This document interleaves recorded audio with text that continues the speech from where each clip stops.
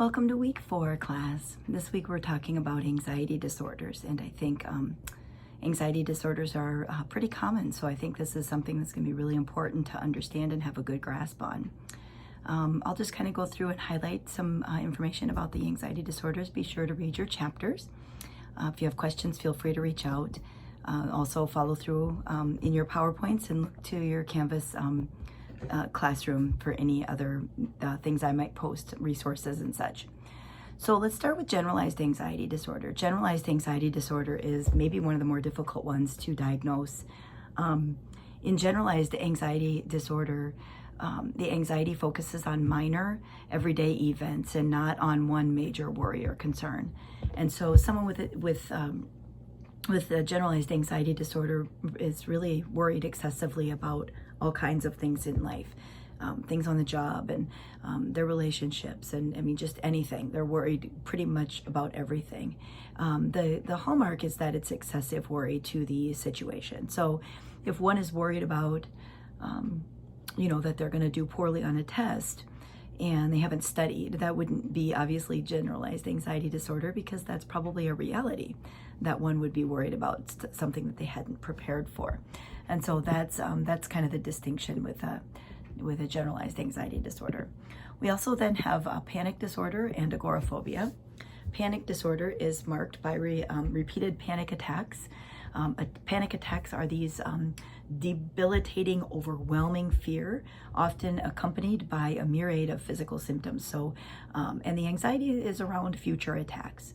So the symptoms are shortness of breath, sweaty, shaky, feeling like your chest is kind of caving in, and for sure, someone who's experiencing a panic attack would need to be checked out physically to make sure that there isn't actually something physically wrong.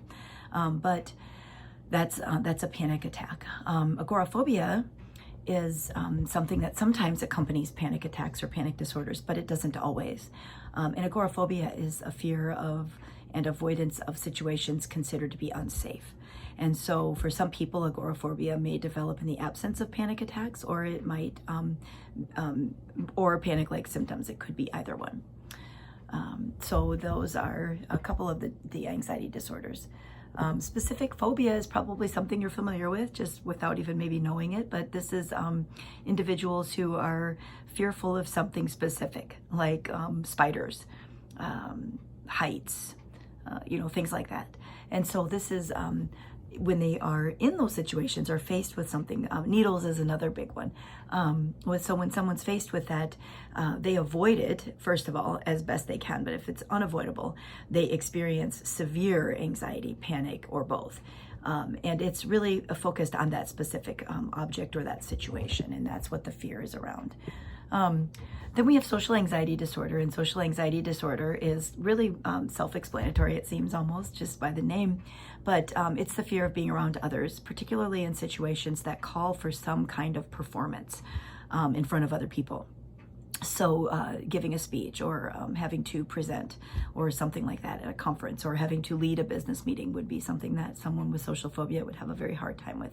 This fear often centers on a worry of behaving in some embarrassing or humiliating way that might bring negative attention to that person, or a negative judgment from others. And so people will often avoid those situations as well, rather than experience that type of anxiety. We then have the trauma and stressor related disorders. Post-traumatic stress disorder is something you've probably heard of. This is something that would have to have had an event that was traumatic, first and foremost, as a criteria. And then once that event occurs, like 9/11 would have been a traumatic event, something in the military, going to war, childhood sexual abuse is a traumatic event, things like that. So it could be where your life is in danger, or you fear for your safety or fear for your life. And then post-traumatic stress disorder sort of develops sometimes for people who've had these traumatic events, and the focus is on avoiding or images of those traumatic experiences. So it's diagnosed when these symptoms emerge more than 1 month after the traumatic event, or if the symptoms persist longer than a month and the symptoms occur in the first month. If they do occur in the first month, the diagnosis is acute stress disorder rather than post-traumatic stress disorder. But the symptoms are things like nightmares and re-experiencing and kind of feeling surreal or not part of oneself, overreacting in situations that remind them of that event. Avoidance is another criteria that one might experience. And so there are people who have biological vulnerabilities to trauma, and we have learned about that or talk about that later, but it's related to epigenetics. And so, and you want to be careful when you're thinking about diagnosing, obviously, or when you're thinking about the experiences of some of these diagnoses from a cultural standpoint and a social standpoint, because it can look very different in different social groups, and something that might look like post-traumatic stress disorder or generalized anxiety in one group may not be the exact same symptom presentation in another group.